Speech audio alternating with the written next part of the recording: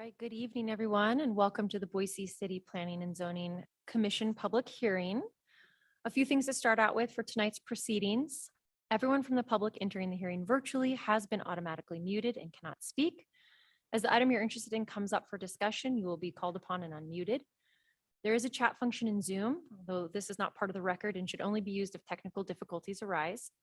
Our procedures for public hearing begin with a presentation from the planning team. Then we'll go to the applicant and then the representative of the Registered Neighborhood Association, followed by questions from the commission. After that, we proceed to public testimony, starting with those who are in person, then who signed up on the sign-up sheet in advance, and then anyone else who raises their hand virtually. If you are attending through your telephone, you can type in *9 to raise your hand. Each member of the public is allowed up to 3 minutes for testimony, and we are strict with this time as it is limited in code. Finally, the applicant is allowed 5 minutes for rebuttal, after which the hearing will be closed and the commission will deliberate and render a decision. Mr. Chair, you have the floor. Thank you, Crystal. Good evening. We are citizen volunteers appointed by the mayor and approved by the city council. We make final decisions on conditional use permits, variances and appeals and recommendations to the city council on subdivisions, rezones, annexations, and code or comprehensive plan amendments. Any decision made tonight may be appealed to the city council, provided that the appeal is filed within 10 days of this hearing. In order to file an appeal, you must have given written or oral testimony at tonight's meeting. That's why it's important to give your name and address when you testify tonight. We utilize a consent agenda. This means that if the applicant agrees with the staff report, and if there is no public opposition, the item will be placed on the consent agenda. All items that are placed on the consent agenda are approved with one motion without further public comment. For items not on the consent agenda, we will hold a full public hearing in the order just detailed a few minutes ago, with staff, applicant, neighborhood association presentations, and then the public testimony. Thanks for attending tonight. Will the clerk please call the roll? Schaefer, Here. Squires, Here. Blanchard, Moore, Here. Gillespie, Still here. Finfrock, Here. Danley, Here.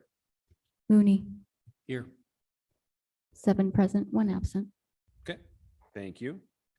Just a quick note before we get started tonight, we're having a little technical difficulty with our minutes tracking system. So we've got a little bit different process going tonight with our clocks. And we're also taking notes by hand. So just bear with us as we get through motions and whatnot tonight. It might be a little slower than normal. Okay, we've got a fairly long agenda tonight. We've got a number of items eligible for consent, so we'll start there. First and foremost, I'd like to, without objection, I'll place the minutes from our August 7th work session and our August 7th commission meeting on the consent agenda, and also our August 14th work session meetings and our August 14th commission meeting minutes on consent. Item A on our agenda tonight is PUD 19-17. The applicant is Ethan Helmer. This is just a simple time extension. The project address is 13809 West Audra Lane. So again, here, this is just a time extension for this CUP application. Without objection, I'll place that item on the consent agenda as well. Then we're going to skip ahead to item number 2. This is PUD 23-22, Kent Brown Planning Services. The address is 8025 West Limelight Drive. This is a modification to a conditional use permit for a planned residential development to change street, side, yard setbacks in a 155 unit planned residential development. Is the applicant present this evening? And are you in agreement with the terms and conditions of the staff report? Okay, let the record show the applicant is present and in agreement with the staff report. Is there anyone here in attendance hoping to testify in opposition to this item? Okay, great. We'll go ahead and place item 2 on consent. The next item is item number 3, CUP 23-42 Dance Unlimited. Project address is 11186 West Gabrielle Drive. This is a conditional use permit for a large child care center on 1.01 acres in a C2D zone. And is the applicant present? Looks like the applicant is online.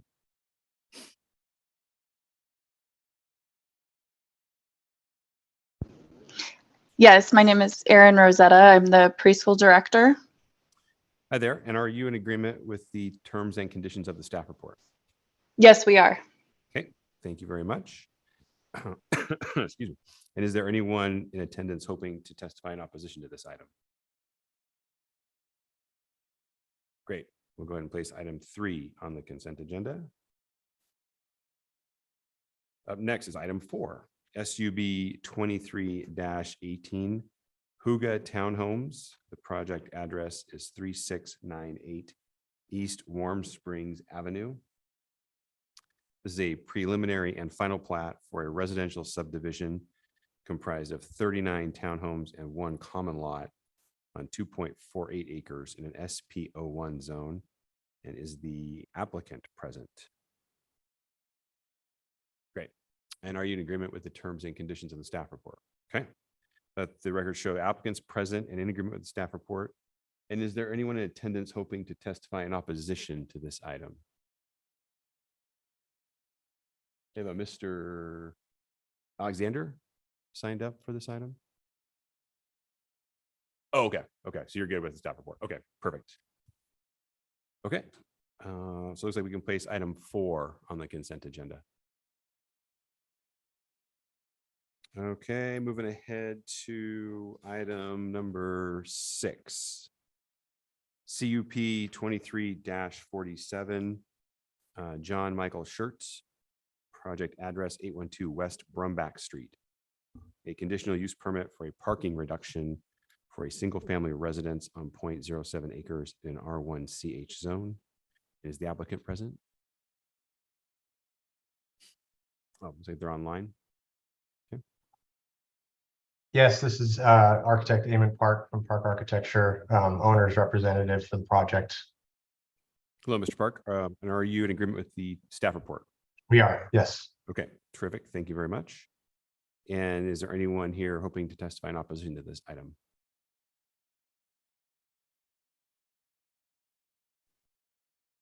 Mr. Hagan. Good afternoon, Mr. Schaefer. Yes, the North End Neighborhood Association would like to have a say on this one. Okay, sounds good. We'll keep this one on the agenda then. Thank you. We'll move up to item number 7. PUD 23-20 QRS Consulting LLC. Address is 215 North 26th Street. A conditional use permit for a planned residential development comprised of 5 multifamily units on 0.23 acres in R3D zone. Is the applicant present? Great. And are you in agreement with the staff report? Okay. Let the record show applicant is present and in agreement with the staff report. Is there anyone hoping to testify in opposition of this item? Okay, very good. We'll go ahead and place item 7 on consent. And I believe with that, I will entertain a motion. Mr. Chairman, Commissioner Danley. I'll make a motion to approve the consent agenda with the following items. Meeting minutes from the work session of August 7th, the commission meeting minutes from August 7th, work session meeting minutes from August 14th, and the commission meeting minutes from August 14th, as well as item number A, a time extension, PUD 19-17.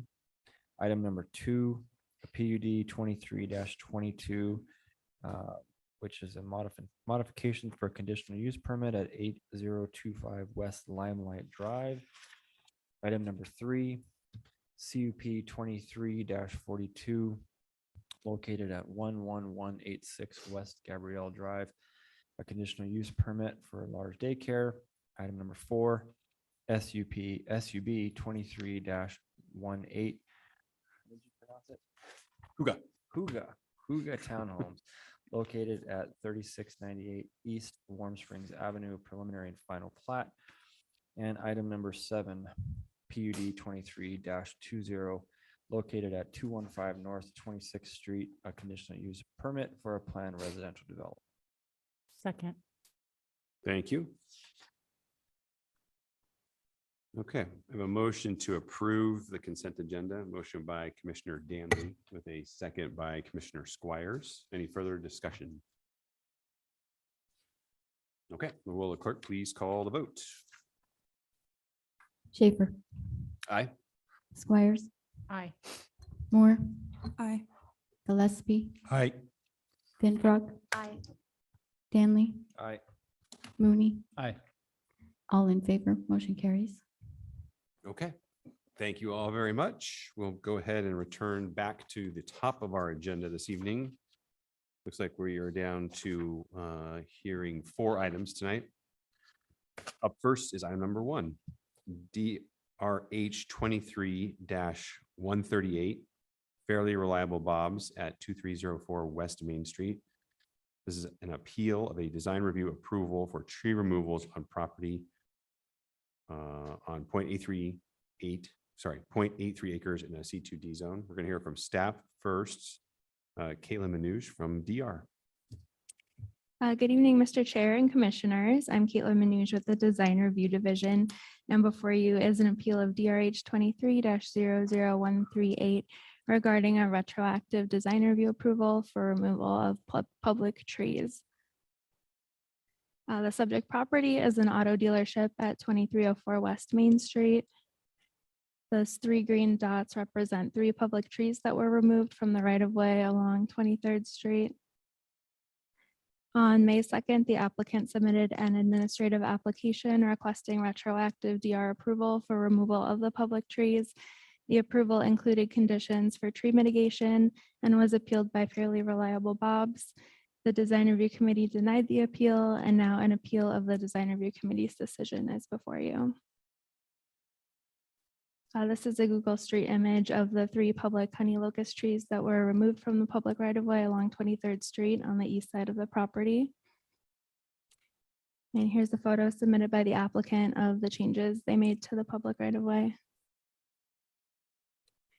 The appellant disputes the value and condition of the trees that were removed and believes the conditioned mitigation payment amount should be reduced. But the appellant has not provided proof showing the trees were in poor condition. Photos and past tree inventory information do not indicate poor tree health, according to the city forester, who is the one authorized by city code to determine the condition of public trees and set the mitigation payment amount. Therefore, the planning team recommends the Planning and Zoning Commission uphold the decision of the Design Review Committee and deny the appeal. And I would like to turn the floor over to the city forester, Mike Andrews, who wanted to provide you with some additional information and clarifications.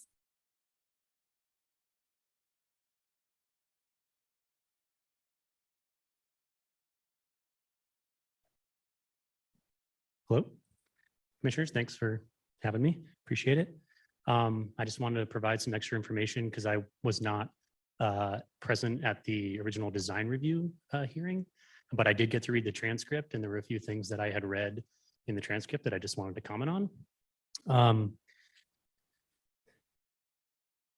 So one of the first things I read when it comes to trees versus infrastructure, particularly sidewalks and curbing, we work with ACHD on this a lot. And in particular, we work with an individual named Ryan Fisher. He is the sidewalk safety coordinator. And I read in the design review transcript that Randall Peterson said that Ryan Fisher agreed that the trees had to be removed. That is not true. I did get in touch with Ryan Fisher, and I have the emails that were sent to Randall Peterson regarding this tree issue and sidewalk. And so I wanted to clarify that ACHD did not approve the removals of these trees. And in fact, the sidewalk safety coordinator was not in agreement. There was a lot of talk about the Treasure Valley Tree Selection Guide. And I just wanted to point out that it is a guide, and that is what it is. It should not be treated as the gospel by any means. So I wanted to point that out. And this guide is full of recommendations. So even though there are a lot of numbers in there for spacing requirements for trees, how many trees, what types of trees, it is all recommendations. As pointed out by Caitlin, the health and condition of these trees, we did not know what they were prior to them being removed. We can only go by what we have in our tree inventory, which had them as good condition. And then I know that there was some talk within the review committee meeting about bugs or dead branches. I was not aware of any of that. And I don't think I've seen any evidence that there was either an insect or disease issue with these trees. And then the last thing I wanted to point out was about the appraisal process. So we determined, or I determined, that they were worth about $300 per inch loss. We go with this often. There's a number of different ways to appraise the value of a tree. And we do it mainly two ways. We either do an individual appraisal of the trees. So that means going in and looking at the exact condition, its functional limitations, some external limitations. There's things that go into consideration, as well as the benefits that trees provide. So the city does acknowledge that trees do provide benefits, such as shade, they sequester carbon, they reduce stormwater, and they reduce noise, reduce air pollution. It's actually quite a long list that the city does acknowledge that provides benefits. And there are ways to actually calculate the benefits for these, for what the tree provides. So the first way we do it is tree appraisals. The second one, individual tree appraisals. The second way is we have just assigned a per inch loss cost when we find that a healthy tree is removed, and we've gone with $300 per inch. And that is based also on the price of a tree that you would buy at a local nursery, as well as taking into consideration the size of the trees and the health of the tree, as long as it's been there. So this one was we determined that it was probably between 9 and 11 inches diameter. And so trying to stick with the middle, let me see here, 9. No, we determined that it was between 10 and 12 inch DBH. That's what we assumed that the trees were when they were removed. So we went with the middle one. We said they were 11 inch DBH, at least fair condition. So at $300 per caliper inch loss, that's where we got the $9,900 for mitigation. And I do think that is on the generous side, to be honest. So that's all I wanted to clarify, really. I know that there wasn't a decision made for during the design review meeting, because I think there were a lot of those particular questions regarding how we appraise trees and why we were going this route. So, and I also wanted to be here just in case there were any other questions that I could help clarify throughout the meeting. Okay, great. Thanks, Mike. Appreciate it. Thank you, Caitlin. Okay, next we'll hear from the appellant. Yeah, thank you. Mhm. Randall Peterson, 231 East Edmonds Drive, Meridian 83642. I appreciate the comments of the gentleman from the city. Unfortunately, we've got a little bit of a finger pointing thing going, because I'm looking at the email from Ryan Fisher, the safety coordinator from ACHD, who I met with on site, and he determined that the trees had damaged the sidewalk to a degree that he's already put on schedule a temporary fix and then a replacement of the sidewalk. Now, his quote to me was that the mistake I made is not calling him first, which I was unaware of that move. We're a family business. We've been on this corner for almost 49 years. I bought the property less than 5 years ago from my father. We planted those trees, we've watered them, we've fertilized them, we trimmed them. The roots have been coming up above the ground for quite some time. And the facility, we're trying to improve the looks of the facility. It was not my intention to not have more trees there. I've been in full agreement with whatever trees they suggest. It didn't seem to line up with their recommendations. That's why he brought up those points from the dialogue from our last meeting. But the fact of the matter is, the one mistake I made was the phone call. And so he said 9,000. I was told it was 10,800. We're talking about a large sum of money for a small business. And I have admitted that I made the mistake by moving ahead, trying to improve the quality of our property. But the trees were sick. We didn't try to do this 10 years ago, 15 years ago, and I don't know if it was bugs. I don't have his expertise, but the sap level had increased to a point where it was damaging our cars. But the primary focus that I wanted to talk about tonight was it damaged the sidewalks. They're trip hazards that are in there's pictures of them where Ryan came from ACHD, painted them pink, and identified that they're outside of his guidelines and they need repair. Now, the quote that I referred to in the first meeting that was called a lie was that if I would have called him first, he would have worked with this gentleman or their department and requested or made the recommendation for the trees to be removed. That was his quote to me.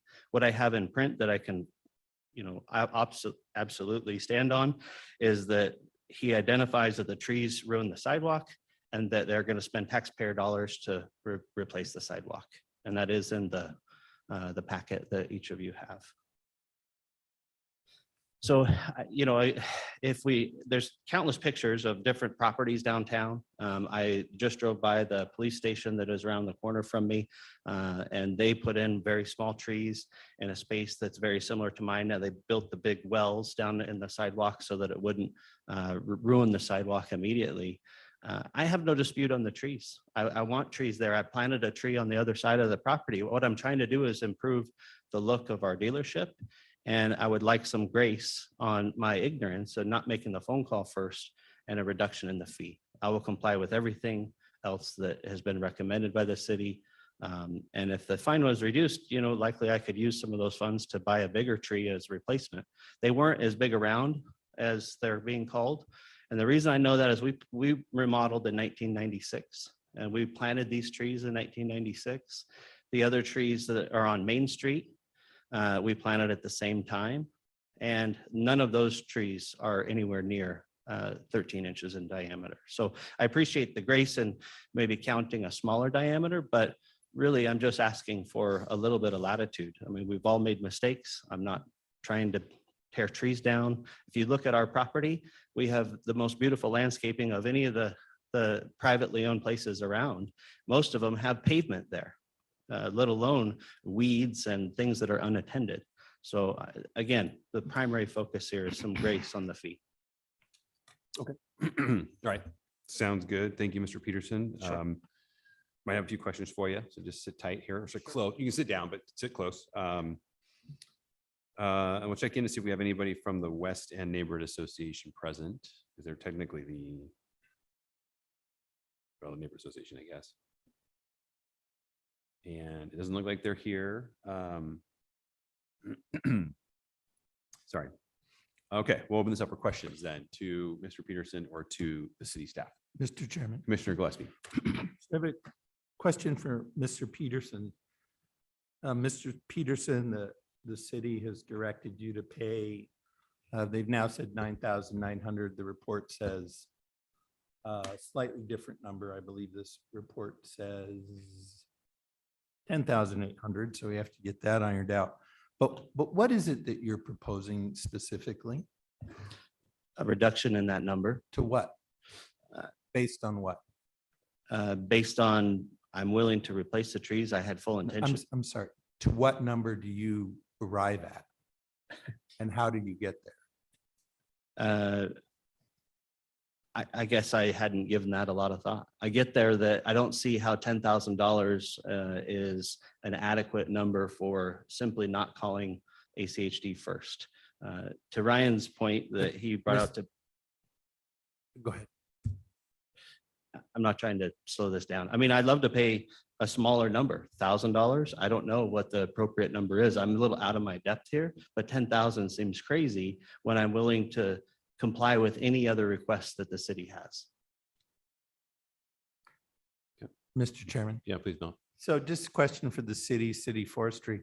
So my understanding is that the city, not ACHD, has jurisdiction on this matter with respect to the trees. Is that correct? Could you? So I guess I'm asking city forestry. That's correct. So, Mr. Chairman, Mhm. so to the city forestry person, would calling you first to change the arithmetic around the required action? That's no. Mr. Chairman? Yeah, please, Bill. So, Mr. Peterson, I'm confused as to why you think calling the forestry people first would have, I don't understand your logic. Could you explain that to me, please? So I was told that the right of way was under the ACHD's purview. And the call would have been to ACHD and speaking with Ryan, the safety coordinator, and have him identify the damage on the sidewalk. And then his recommendation is to work with this department and decide if the trees should be removed and then replace the sidewalk. Thank you, Mr. Chair. Sure thing, Mel. I think on that same line of questioning, this is a question for Mike and maybe Caitlin. Could one of you, and I don't care who, kind of walk us through the process here? I know the process backward and forward. So, but if you could walk the rest of us through the process of how the city works with applicants to replace and mitigate trees and then plant new ones, I think that would help everybody understand the typical process. So if there is specifically a tree versus sidewalk issue that someone is looking to remove a tree or replace a tree, we will work with ACHD, and we do this possibly hundreds of times throughout the year. You can imagine how many tree-related issues there are with sidewalks and curbing. And in most instances, we don't need to remove the tree. Grinding the sidewalk is extremely typical. They will do that. ACHD will do that rather if they can. We will even replace whole sidewalks without having to remove trees. This happens quite often. So we work together, but when somebody is interested in removing a tree in the public right of way adjacent to their property, they would need to submit what Mr. Peterson did here retroactively, which is submit a design review, and then we'd see. That would trigger us actually to go out and inspect the health of the trees. So if that makes sense. And then if we did deem that the condition or the health of the trees we would want to take them down, then we would do that. And then we would work with the adjacent property owner to replant new trees. But there's typically a mitigation requirement. Yes. Right. Yep. If they're healthy trees, yes. Okay. Yep. And I guess to that point too, Mike, then when was the last, you noted that in your records, you had these trees listed as under good condition. Do you know the date of that record? It was either I don't know the exact date, but it was like 2008 or 2009 somewhere. Okay, so quite a number of years ago. Quite a lot. Yep. Okay. Great, thank you. Okay, any other questions?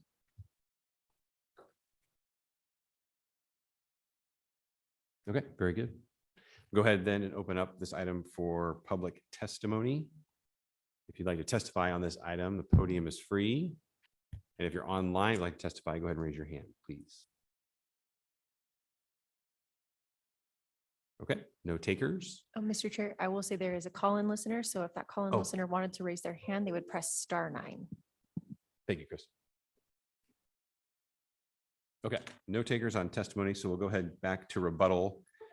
So both, I guess in this case, we're in an appellant situation, right? So we'll start with Mike, and is Mike and Caitlin, or is it just right to the appellant? It's only rebuttal from him. Correct. City first and then, or is it just a appellant? Mr. Chair, they're the applicant and the appellant. So I think they are the only Okay. ones that would be Gotcha. speaking. Mr. Peterson, the podium is yours if you'd like for a quick rebuttal. Yeah, thank you. I appreciate that.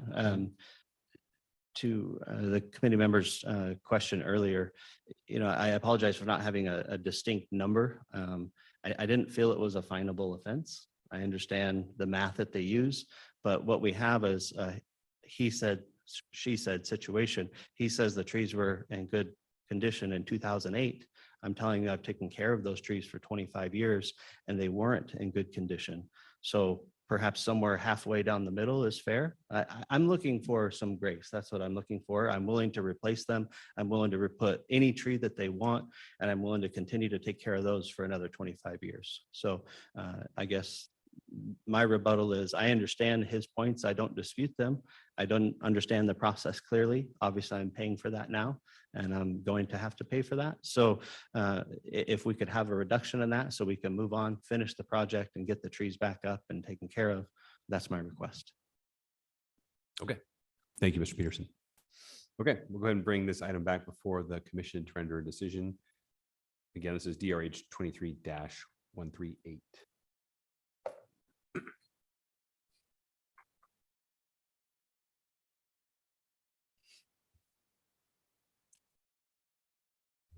Mr. Chair, Commissioner Mooney.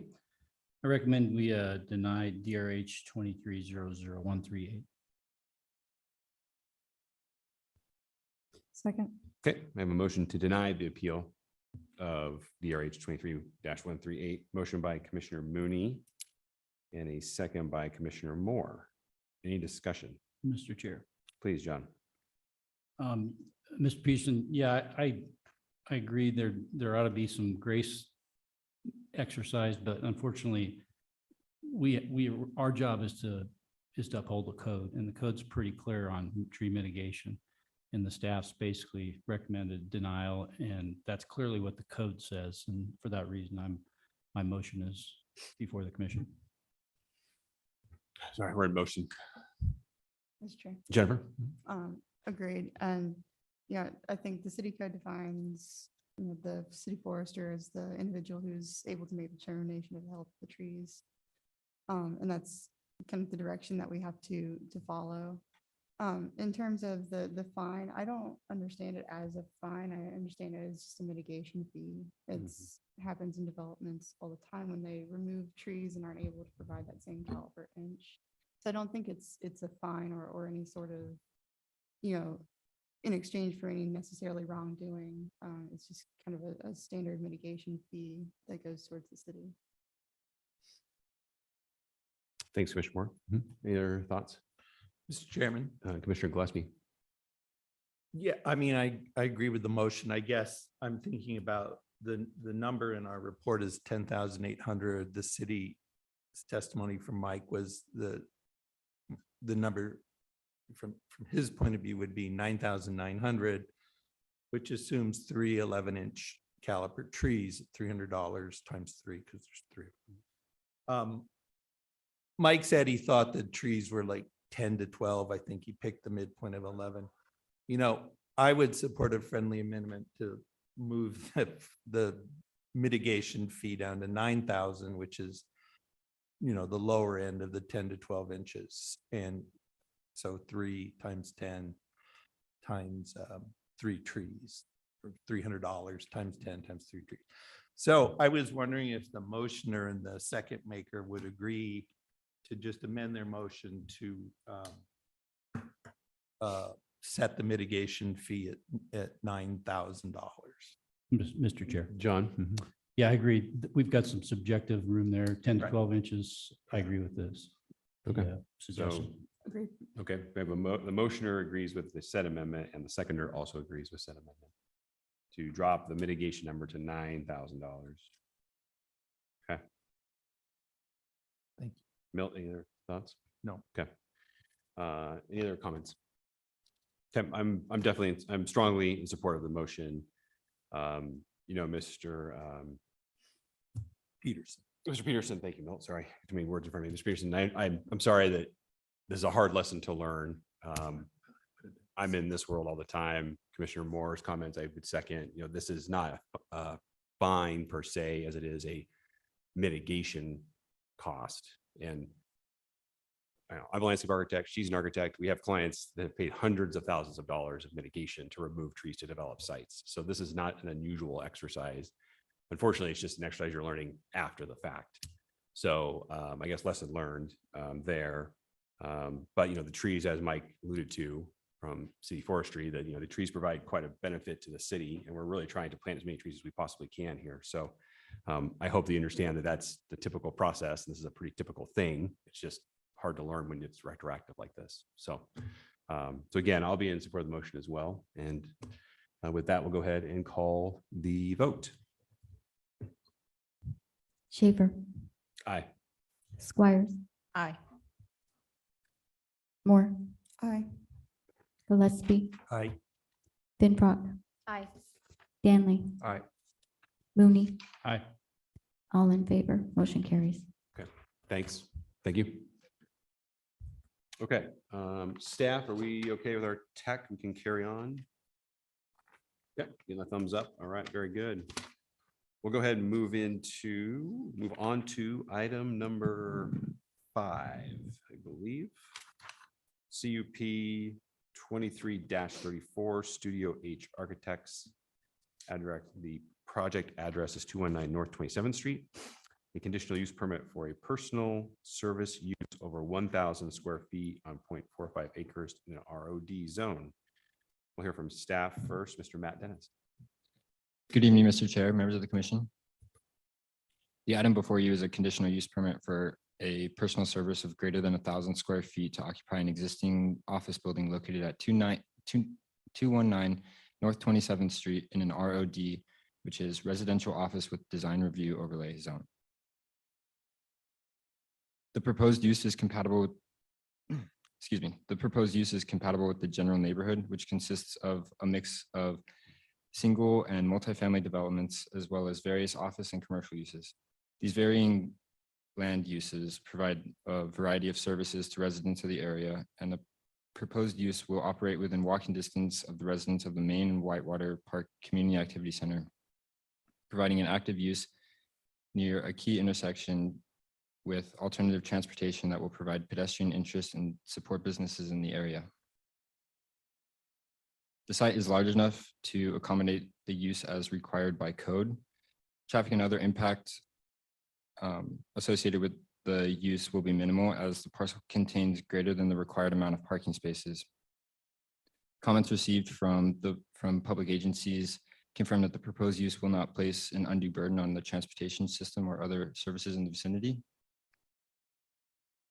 Late correspondence was received from a neighboring property and business owner expressing concern of the amount of parking that exists on site and adjacent to the site, as well as the percentage of floor area in which the personal services would occupy.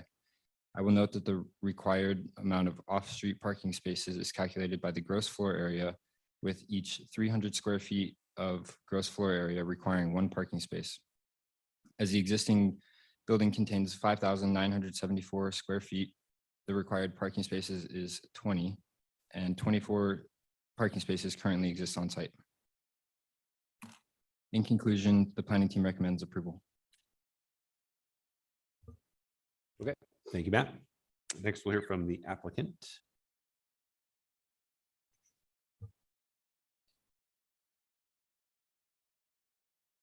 Is the applicant with us?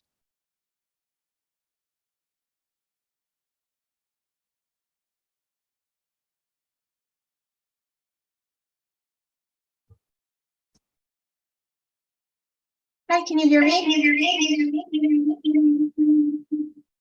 We can, hello. Would you mind just giving us your name and address, please, for the record?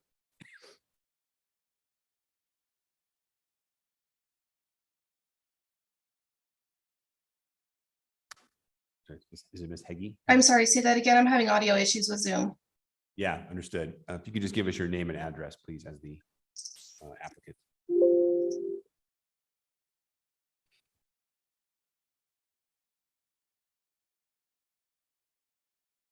You could give us your name and address, please.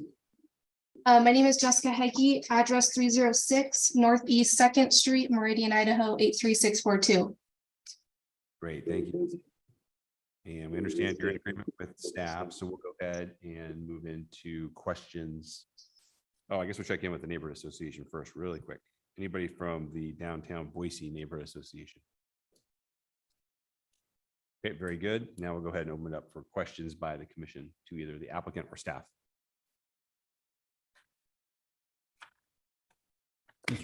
Commissioner Mooney, yeah. Matt, could you put up your slide 2, I think? Since these parking issues are going to continue to be before us, and it's all going to hinge on alternative transportation and multimodal stuff. I hadn't seen this before on any of the staff stuff. So existing bicycle routes, can you talk us through the color coding? Mr. Chair, Commissioner Mooney, basically what you're seeing here is the grid of the existing bike infrastructure in the area. Some of these have, based on ACHD's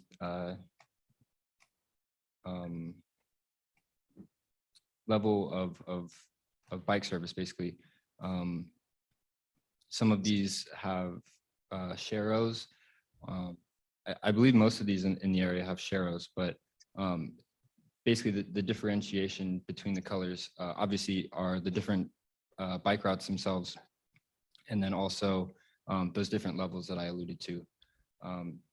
Between level 1 and level 3 bikeways are how they're defined. And then within each level, there's different infrastructure requirements. Mr. Chair, yeah, I guess now that I'm looking at it closer, it's nice to see that the brown is, I think, multi-use path, so that's the green belt. And then I think it's just level of comfort green down to purple, which makes sense with Maine and Fairview. So thank you. Yep, sure thing, John. And Matt, just to be clear here, there's no proposed changes to the exterior of the building or the site for this application. Mr. Chair, that's correct. There's no exterior modifications proposed. Okay, thank you. Any other questions? Okay, we'll go ahead and close up questions then. Thank you. Go ahead and open this up for any public testimony. Anybody like to testify? If you're in person, would like to testify on this item, the podium is free. We only have a handful of folks here in the audience and no takers. And if you're online and would like to testify, please go ahead and raise your hand. Okay, looks like no takers online either. So at this point, Ms. Heggie, this is where the applicant has a few minutes for rebuttal. There's really nothing to rebut from testimony. Would you like to yield that time? Yes, thank you. Terrific, thank you. Okay, we'll go ahead and bring this item back before the commission to render a Mr. Chairman, decision. Commissioner Gillespie. move to approve CUB 23-34 with all the terms and conditions of the staff report. Second. Okay. Mr. Chairman, I have no further comment. No further comments. Any other discussion? Okay, we've got a motion to approve CUP 23-34. The motion was by Commissioner Gillespie, and I'm going to give the second to Commissioner Squires. Will the clerk please call the vote? Schaefer, Aye. Squires, Aye.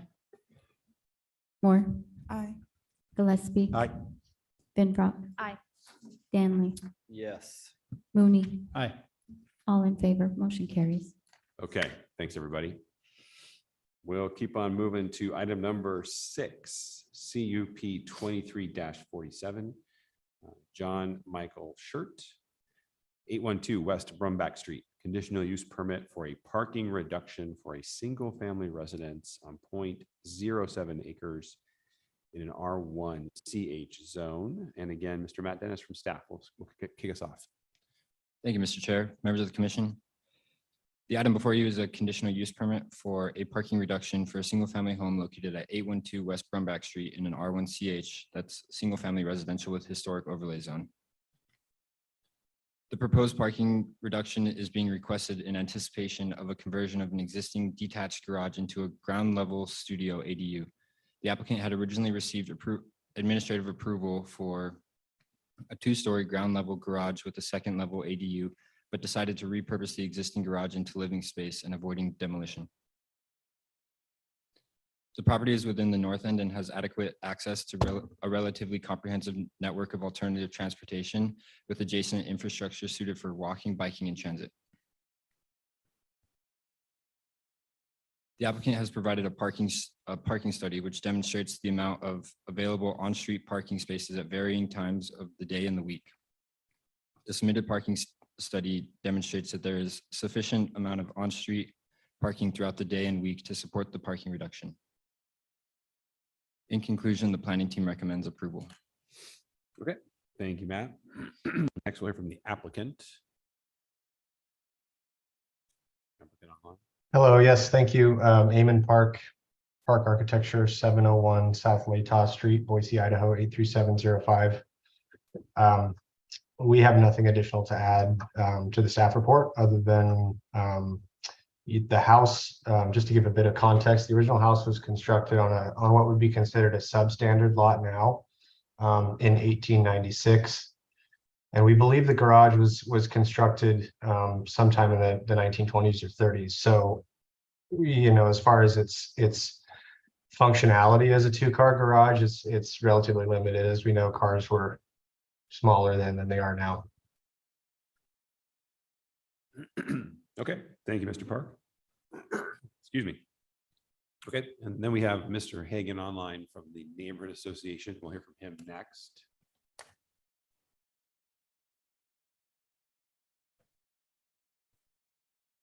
Good evening, Commissioner Schaefer and fellow commissioners. Eric Hagan, 809 North 18th Street, North End Neighborhood Association President and Planning and Zoning Chair, and also an architect. We welcome being able to walk and bike around in the North End, as you all know. The North End does have a lot of options to bike around and to get around. There's a bus stop right at the corner from this property. However, we feel that reducing the parking down to 0 is a little bit too far. Even in an area that is so walkable as the North End, everyone does still have a car and it needs to be parked somewhere. As an architect, I've had projects that have been denied because we tried to do a parking reduction of 50%, not trying to get rid of them all, just trying to get rid of a few of them. And I'm not alone in this. Our treasurer, Amy Algeyer, has also had this happen as well. Especially considering that there are options available to this property to be able to provide parking and at least one stall, which would be in line with the upcoming code when it goes into effect in a couple of months. And even in the new code and the old code, it gives the building official or the planner the ability to reduce the parking, but it limits it to 10% for commercial in the current code. In the new code, it's limiting it to 50% without a conditional use permit.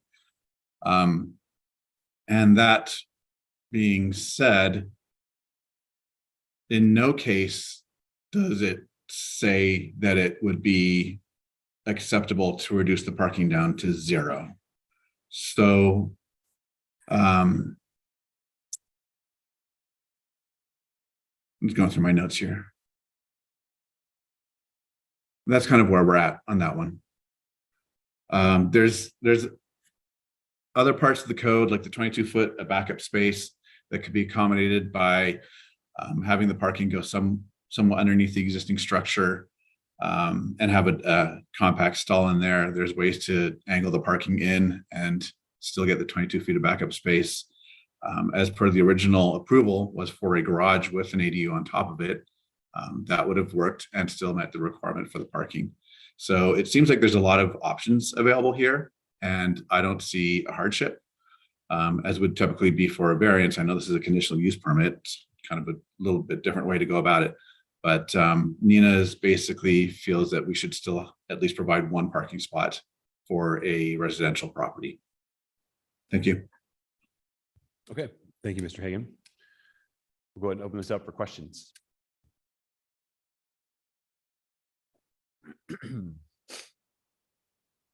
Mr. Chairman. Commissioner Gillespie. Question for the city for Matt. Matt, what is the maximum parking reduction that this property owner could claim now in the code based on transit availability, location, et cetera? Mr. Chair, members of the commission, I believe Mr. Hagan's kind of point of the code doesn't specify exactly, exactly what percentage of a parking reduction would be available.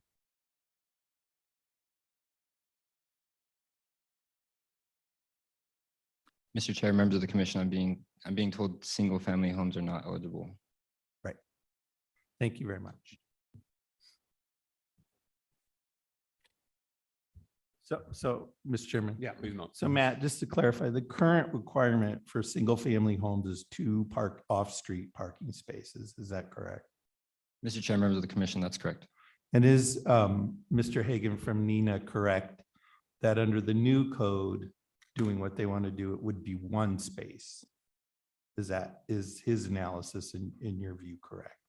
Mr. Chair, members of the commission, that's correct. Thank you. Mr. Chair. John, please. Question for staff. So Matt, is an ADU an additional spot required? Mr. Chair, members of the commission, an ADU would require an additional parking space if it had 2 bedrooms. And this one Mr. Chairman. does or does not? How many bedrooms does this one have? It has one, as I recall, but is that really how the code reads? I think ADUs by bedroom. Okay, thank you.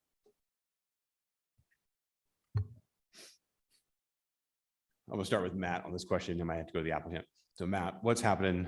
I'm looking at the proposed site plan. The area to the, I guess the north, right? North of the garage, north of the ADU. They have labeled as new landscaping area. Do we know what the intention of the new landscaping area is? Mr. Chair, members of the commission, I do not know what the intention of the landscaped area is. If they were able to park 2 cars there, would they be meeting the code requirement? Mr. Chair, members of the commission, that placement would not be compliant with parking. It does not. It's too close. It's within the rear setback, and it would need to be within an alley loaded parking structure to achieve those reduced rear setback with 22 feet of backup space would be that requirement. But since as proposed, it would not be compliant. Okay, great, thank you.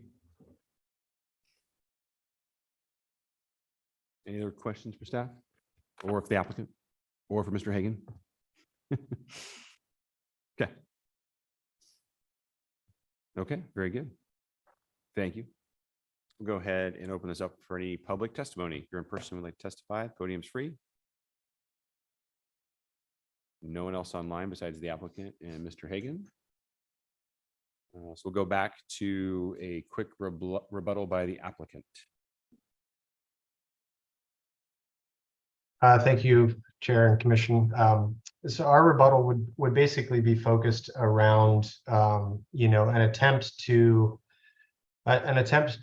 comply with what the new development code requires in 1 off-street parking space. And we ran through this drill several times with the planning and zoning team to try to find a way where we could park a car in what we're identifying as new landscape area. And we were not able to meet either in a parallel condition, a 90-degree backup condition, or an angled condition with a required 10 by 20 parking stall to be able to fit one parking space back there. To answer your question earlier, the plan moving forward would be to use that area as a landscaped area, probably a fruit tree of some kind and some storage, bicycle storage, kayak, canoe, etc.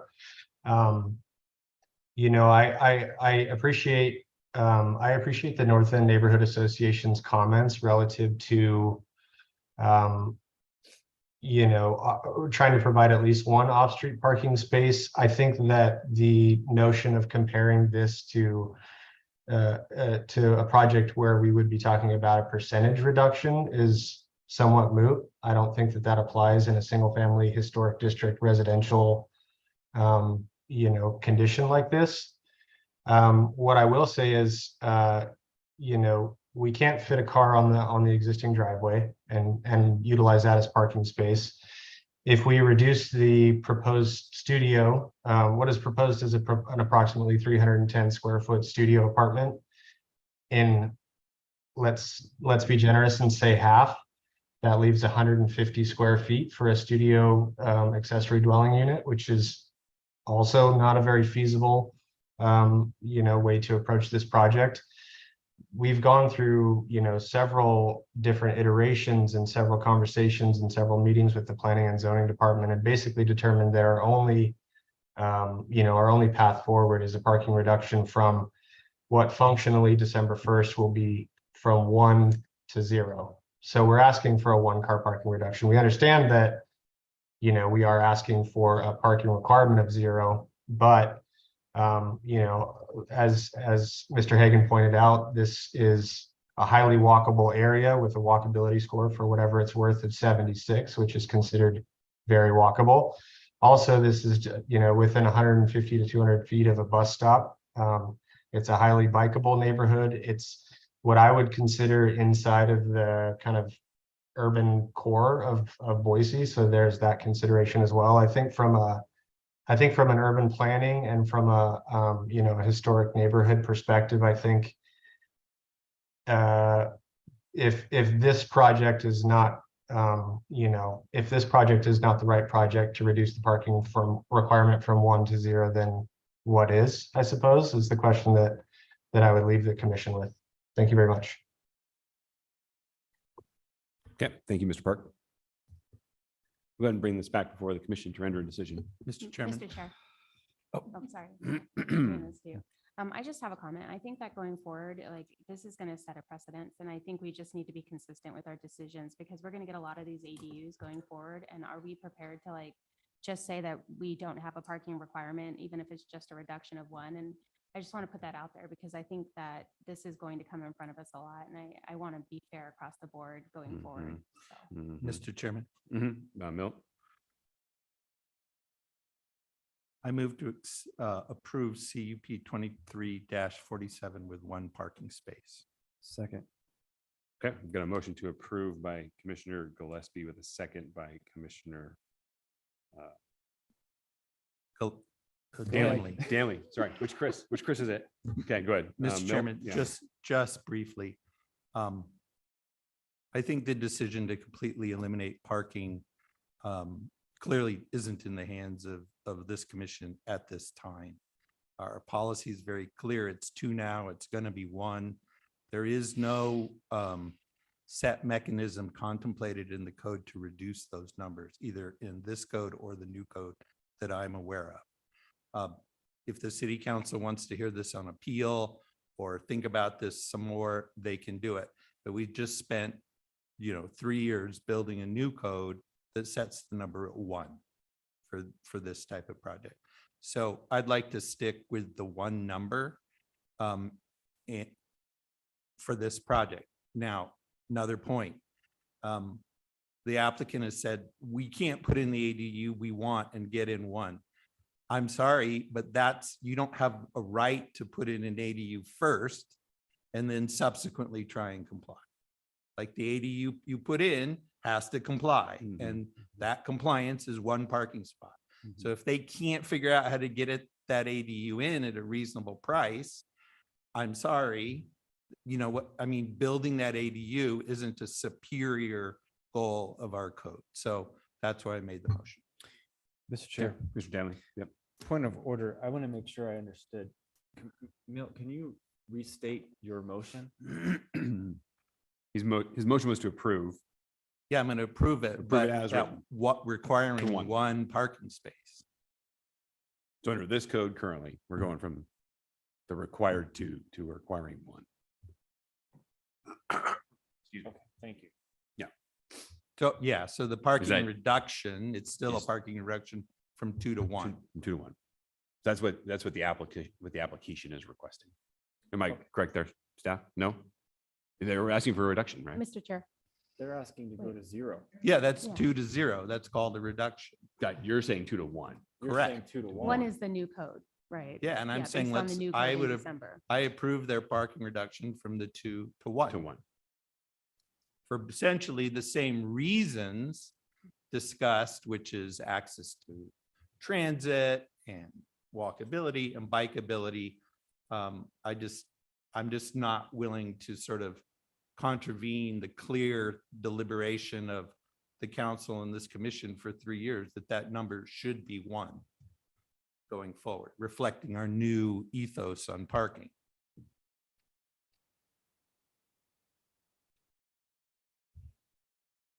Mr. Chair. Oh, Commissioner Moore. So Commissioner Gillespie, your amendment would also include maybe removing site-specific condition number 2 about not utilizing parking access to the alley. No, that would still be there, that's a standard, as I understand. That condition is on everything with an alley, right? That's not, no. It wouldn't remove that. Mr. Chair, members of the commission. Site-specific condition number 2 prohibits alley access parking. So if- Mr. Sorry, Chairman, Please don't. where's the access now for the existing garage? Where is it from? Mr. Chair, members of the commission, the garage faces north, so it's accessed from the alley to the north. So but that meets code. Help us out here, staff. So that meets code, but you can't park a car. Mr. in a- Chair, with the reduction to 0, with the recommendation to approve the requested reduction to 0, the standard or the condition number 2 was added to avoid any encroachment of parking from the rear if there was going to go to 0.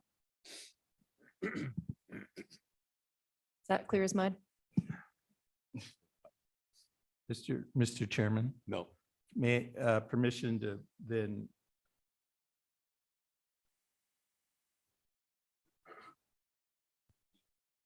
So my read then is 2 isn't required. Right? Condition 2 would not be required. So with the seconder's permission, I would also set the parking at 1 and remove site-specific condition number 2. Or we can just defer, ask the applicant to come back with a whole new shooting match and try again. Well, seconder was Commissioner Danley, correct? Sure. Okay, Mr. Chair. Please. I feel foolish, but I'm just not clear. Because my understanding going into this, and I think I'm now seeing my error, is that the conditional use for the parking is for the ADU, but when I read through this. For the whole well, app, For the whole. For the whole property, home, right. right, that's what I'm getting to, so for the whole home. So we're at the app, okay. We're being asked to eliminate all parking for this home, even though it's an addition of an ADU. And the ADU has been such a hot topic of ours. And you're saying, okay.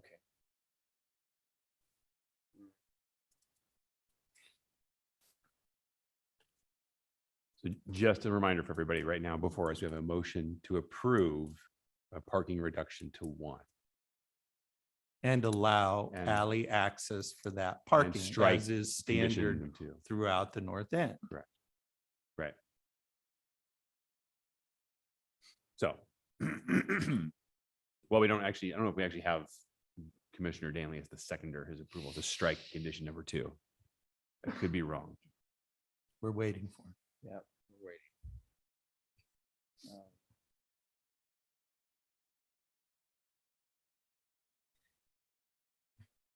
Okay, Mr. Chair. Mhm. I will continue on with the motion, the second of the motion, rather. This is a little frustrating in some respects, but I understand the premise of Commissioner Gillespie's point that we're going from 2 to 0 on an existing structure versus an additional spot for an ADU or no spot for the ADU. That's where I got hooked up, kind of messed up, because the spirit of our ADU has been very clear that we want ADUs everywhere as much as we possibly can. And if we're looking at a 300 square foot unit place, that's 2 steps from a bus stop, bike lanes, multiple, handful of blocks from downtown. In that instance, going from, even if it was 1 to 0, I would be there for the premise of what we're trying to do, because we're maintaining a historic structure. We're not bulldozing it and building up something new just to require a box for a car. That's what it is. But in this instance, we're asking that the whole space go from 2 to 0. And so I see the logic in Commissioner Gillespie's point, and I would be supportive of the So- motion. Okay. If I might, Mr. Chairman. And to strike condition 2 then. Yes. So you. Chris, the issue is the ADU is replacing the existing off-street parking for the whole shooting match. Right? And I don't think that was the intent of our ADU policy.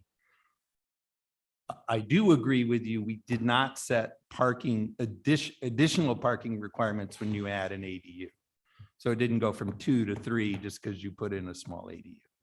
But I don't think the council ever meant, or the code means, you put in an ADU, you take out the garage that was your off-street parking, and you can go to 0.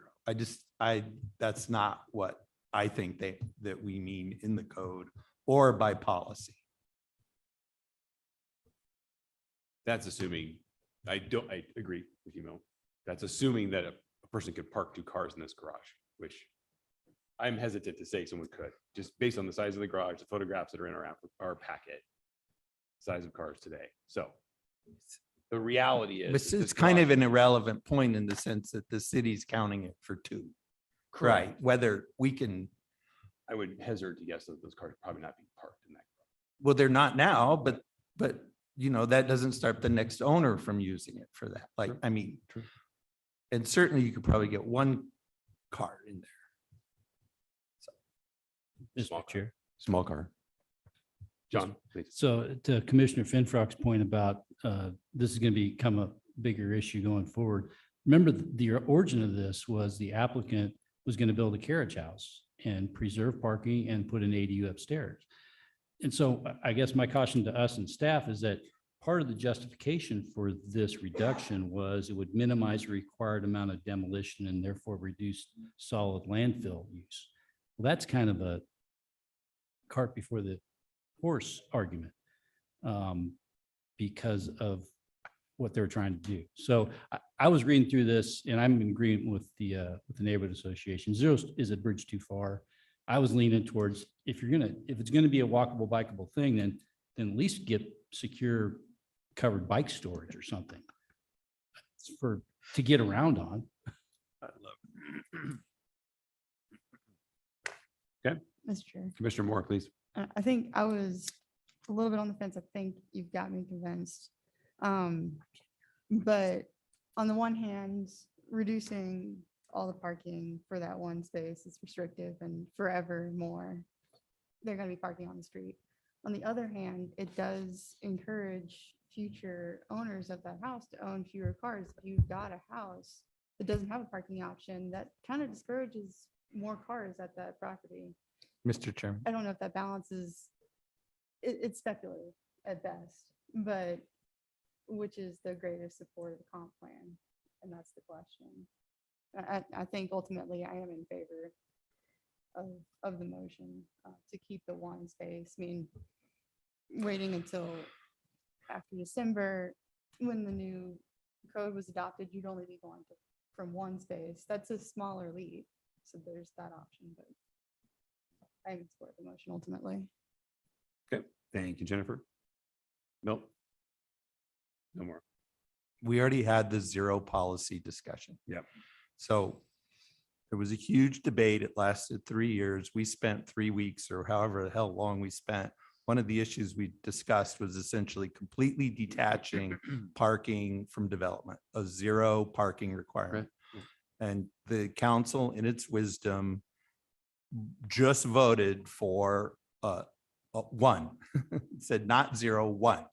And so from a policy point of view, that matter has been resolved. I happen to agree with Commissioner Moore. I'd like to see us move to 0 parking requirement but we didn't do that. So we are where we are. Chris. Realize what I'm about to say here. What I think though is interesting about this application is that we're not being asked to approve or deny a variance. We are being asked to uphold a conditional use permit, and a conditional use permit allows us to use LUPA.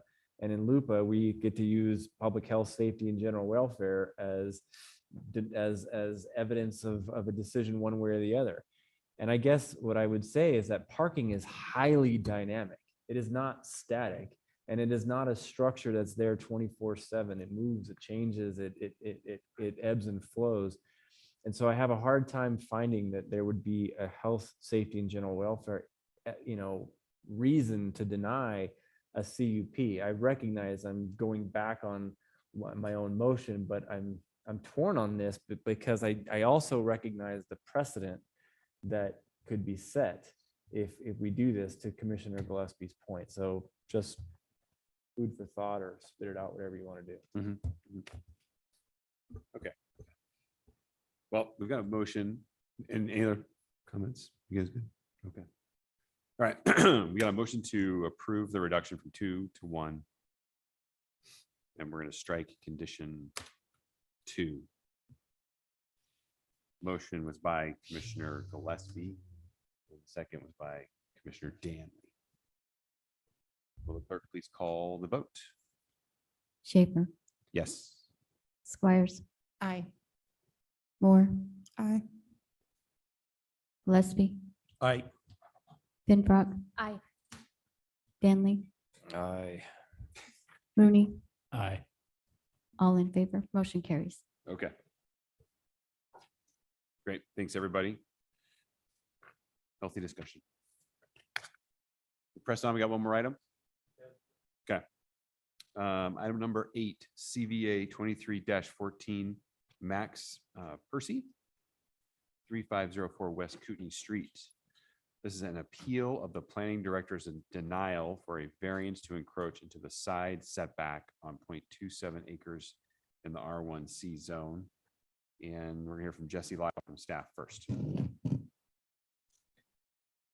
Good evening, Mr. Chair, Commissioners. The item before you is the appeal of a planning director's denial of CVA 23-14, a variance request to encroach into the west side yard setback to construct a 2-car garage and garage addition onto an existing 1-car garage located at 3504 Kootenai Street on 0.27 acres in the R1C zone. The existing home and garage were built in 1938, approximately 1 foot away from the property line prior to the adoption of the zoning code and the associated setbacks. The applicant is proposing to add a 2-car garage to the front of the home in line with the existing structure. The applicant is also proposing to add an approximately 132 square foot addition to the rear of the existing garage, which would also encroach into the setback. The administrative variance was denied and the applicant has appealed the planning director's decision. There are no hardships or exceptional circumstances with the property itself that are not generally applicable to the rest of the neighborhood to justify this variance request, as the lot is fairly large and regularly shaped with no topographical challenges. While the location of the home does not allow for the garage in the rear yard without removing a portion of the home and mature trees, there is room on the property to add the garage to the front of the home outside of all setbacks or in another location detached from the house. However, the applicant would prefer to build the addition in line with the existing home instead of moving the proposed garage 4 feet to the east to be located outside of the setbacks. As proposed, the current facade will need to be remodeled to accommodate the 2-car garage. And based on the drawing provided in the initial application, there's room to move the proposed garage 4 feet to the east without impacting any proposed windows or doors. The applicant's appeal asserts that the project was analyzed incorrectly as there is no proposed conversions to the existing garage space and that the proposed alternative to relocate the garage outside of the setbacks does not allow the existing garage space to remain usable for the intended purposes. While the administrative denial letter does reference converting the existing garage into living space, this does not impact the placement options of the proposed garage. The variance application is for the proposed additions of a 2-car garage and additional garage space within the setbacks. There is room outside of the setbacks to locate a 2-car garage that will not increase the nonconformity of the property. The proposal would result in a 55-foot long wall, 1 foot away from the property line. The development code does have requirements for 2 parking spaces for each single family home outside of setbacks, but it does not require or entitle the extra space the applicant is proposing. In conclusion, the planning team recommends denial of the variance, and I will stand for any questions. Okay, thanks, Jesse. Next, we're from the applicant. Come on up. Yeah.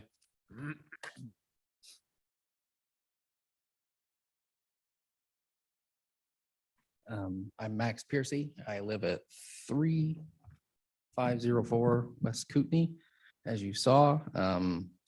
And I'm going to plead a little bit of ignorance on this topic because I'm not a developer. So you guys can guide me on the information you want. I was instructed to give you a little history of our house. Our house was built in 1938. You've seen a couple pictures of it. I'm not an architect, so I'm going to butcher a couple terms, but BSU did one of the grad students did an article about the houses on Kootenai Street. And there's 7 criteria that the houses need to be where they're still showing their historical significance. Ours has all 7. So we've been trying to get a garage on it since we moved in. We purchased it in 2016. The current garage is so small that we can't even put a little compact car in it.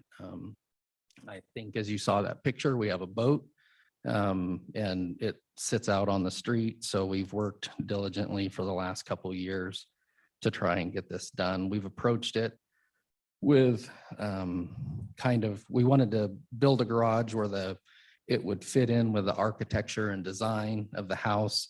On my letter, we went through multiple options. We met with the neighbor to the west that I consider most directly impacted on our design, and talked with her what was possible and feasible. And she's happy with what we're doing, or the design we have. This is her favorite alternative of everything we went through. Let me get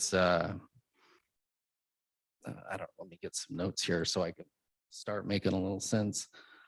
So on the design itself, we figured out kind of the square footage that we would need to put our 2 cars and a boat. And in our neighborhood, as you've heard, on our west side, we're 1.5 feet off the property line.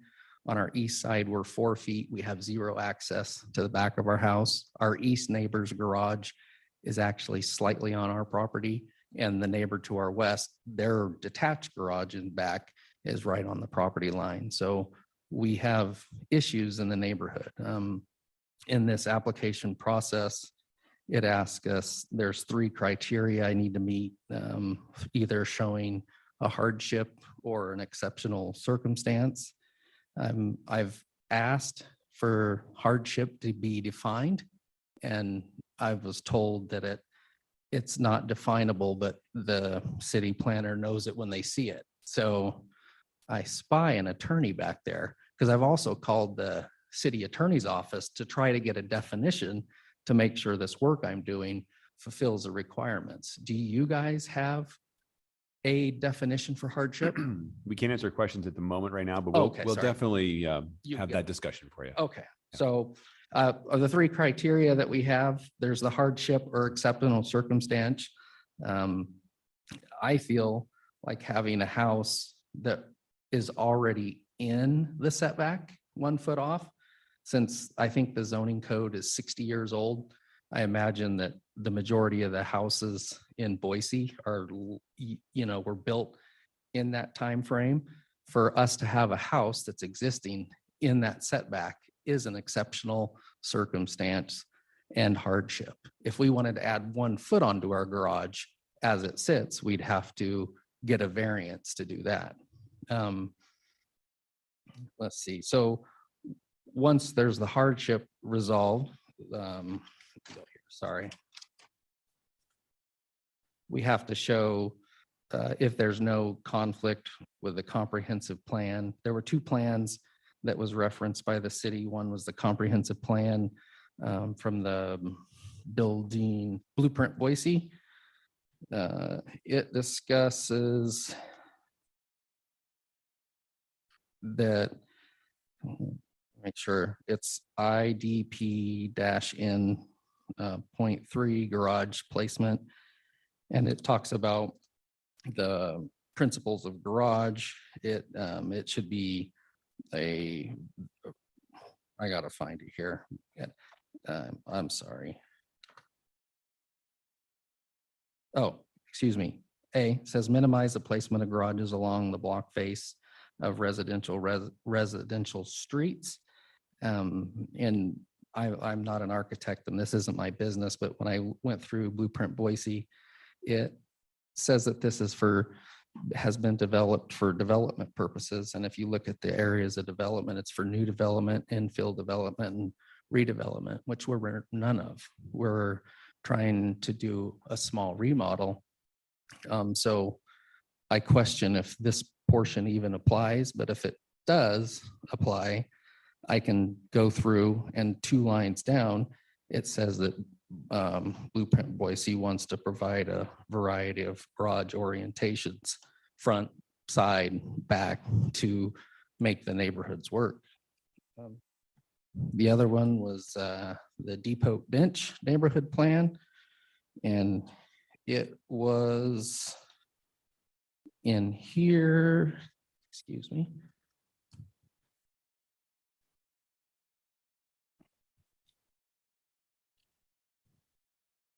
I should ask the city to tell me where these are at better. I'm sorry. The land use goals 2.1-5 reads, it seeks the Boise Depot Bench Neighborhood Plan seeks to amend the ordinance where they're asking for 8-foot setbacks instead of 5. We don't violate that because it's the group seeking to encourage the city to change your code.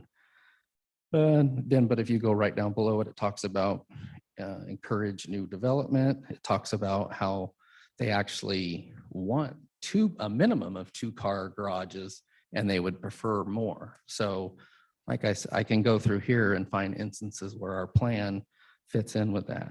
The last thing was to be safe. And I think in your packet, you'll see that every single neighbor signed off on it. No questions asked. I feel like we did a lot of due diligence to make sure that it worked with everybody. And my neighbors are excited because they are tired of seeing our boat. And I don't know what other information I can give you besides what we've done. We've done our diligence trying to make it fit the house. I can explain some of the pages, I guess. Is there a time limit? Okay. 2 minutes left right there. So I think one thing they were saying was that the garage could be moved out of the setbacks.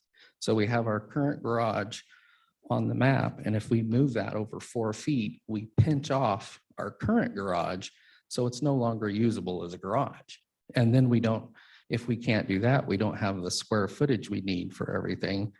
So then the garage would widen up on the front of the house, and we have, is it a Tudor style? Just shake if I think it's a Tudor with like a 55-degree roof. And if I then put a garage that's 40 feet wide instead of 20 feet wide, I have a 55-degree roof versus like a 20-degree, and we ruin that house. And so all our neighbors are in agreement that this proposal will keep us fitting in with the history that we have, will make the neighborhood look better, and it's basically the best win we can get for everybody considered. Okay, thank you, Mr. Piercy. Yeah. Appreciate it. Okay. We'll check in real quick. Anybody online from the Depot Bench Neighborhood Association? Staff is shaking their head no, so we'll go ahead to move into questions by the commission. Mr. Chair. Commissioner Moore. So this is a question for the applicant. So I think I understand the plans. Is the proposal for just one really long garage from like the front of the addition to like the back of the addition? I think I'm seeing a garage door back there. Is that correct? It on the west side, this drawing, I don't know what years, I printed off the thing. It turns out to be a portion of it's long. That's where they're talking about the 55-foot wall, but a section of it is only 20 feet wide till you get to our existing house. And then it narrows down to 12 feet for our existing house. There is a good picture that it shows the red and green portions of the garage. Let me see if I can, yes, see there. So that outer portion where you can see where we're discussing violating that setback, there'll be no walls between the green and the red. Okay, Mr. Chair. Mhm. So Please, that's Jennifer. all just drive-through garage. Yes. Okay.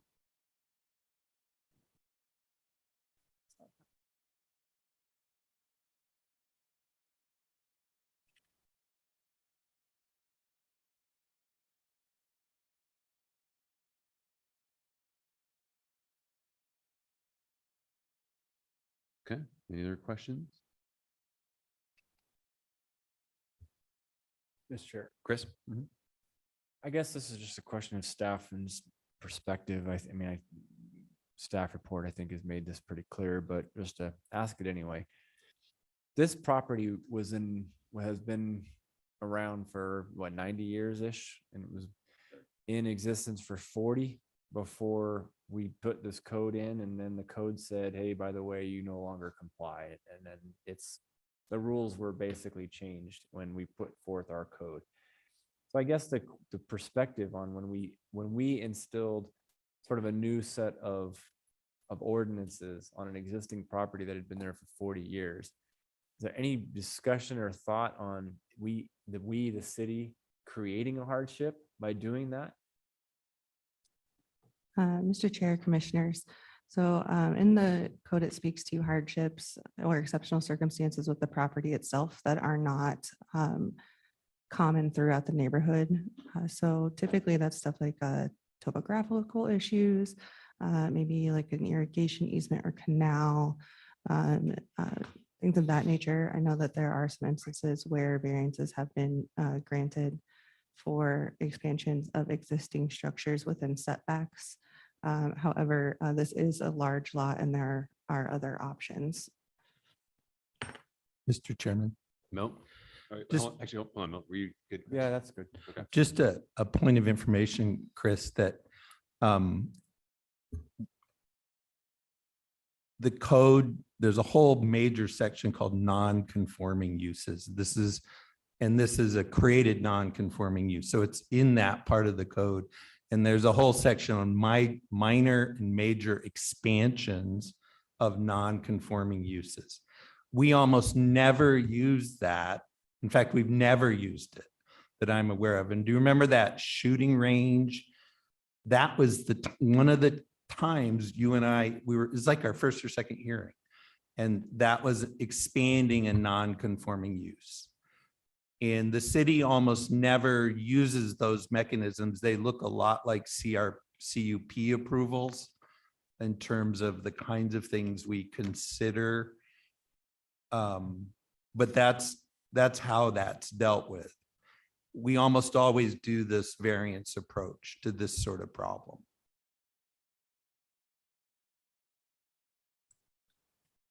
And both the non-conforming use, again, directs you to look at hardship and other alternatives and ways to bring the property into compliance or not increase the level of non-compliance.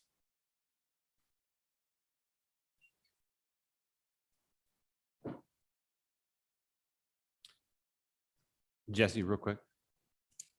I just want to be clear here that should we deny the appeal and we tell the applicant to shift the garage over or relocate it outside setbacks, the existing garage that is non-compliant can remain in place? Mr. Chair, that's correct. Okay, that's correct. Great, thank you. Just want to make sure we're in a little bit of a gray area with existing structure. Mr. Chair. Jennifer, yeah. So I think this is for the applicant. I didn't see it on the plans. Is there an eave associated with this addition? An eave, like a little overhang on the sides of your roof? Or does it just go straight to the wall? So the current, like the back portion, I guess the roof line that runs east-west will have a face as it does. So there would be the standard, I think the eaves on our house are like 6 inches. So the eave wouldn't be over, I'm assuming you're asking if the eave goes over the property line, and it would not. And then when it comes, when it goes over, comes out to get the roof line, there would be like the 6-inch eave. It's the flat. Gotcha. Sorry, I know hand motions don't translate very well. Gotcha, the horizontal.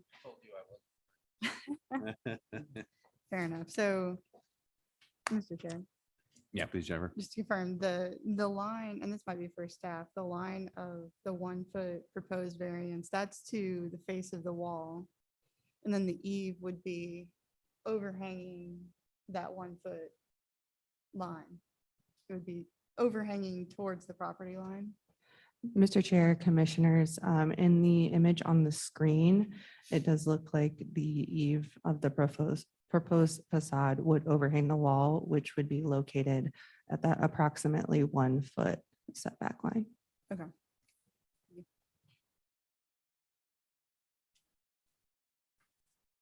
Mr. Chairman, Milt? did you mean 1 foot from the existing property line or 1 foot from the setback line? Mr. Chair, Commissioners, excuse me, I did mean 1 foot from the property line. Thank you.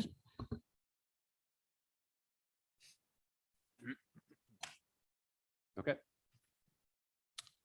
don't think we have anything. I think we're good on questions. We'll go ahead and move to public testimony. If you're on, there's no one left in chambers at the moment. Everybody's online. So if you're online and want to testify, please go ahead and raise your hand. Okay. All right, applicants, this is your opportunity for a quick rebuttal. Typically, this is when the applicant rebuts anything from public testimony. We didn't have any public testimony, so, but you can certainly rebut. I do want to mention one thing. You asked her the question about if the current garage would stay. It would stay, but it would be unusable as a garage. It would be the garage door you see now would stick halfway out the new building we have. And then if we try to get a garage that's usable, I also forgot to mention that we'll end up going over the sewer and the main water line, which run into the front. And it'll also, our current plan, we have 2 windows in our kitchen. This rendered drawing doesn't show one of them. It will eat up the second window. We'll have no more windows in the kitchen area.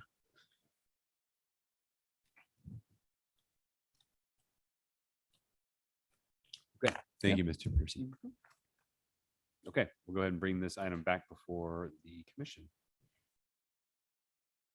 Mr. Chairman, Commissioner Gillespie. move we deny CVA 23-14 for the reasons stated in the staff report. Second. Okay, the motion to deny by Commissioner Gillespie with a second by Commissioner Squires. Milt? Mr. Chairman, this variance, if we allowed it, would create about a 50-foot long wall within 1 foot of the property line. Including with an overhang, it would be even, frankly, look even tighter. The code just doesn't contemplate that kind of massive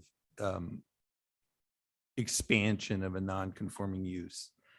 And I'd just say that, unfortunately, the applicant doesn't have sort of an automatic right to, build what they want that increases the level of encroachment.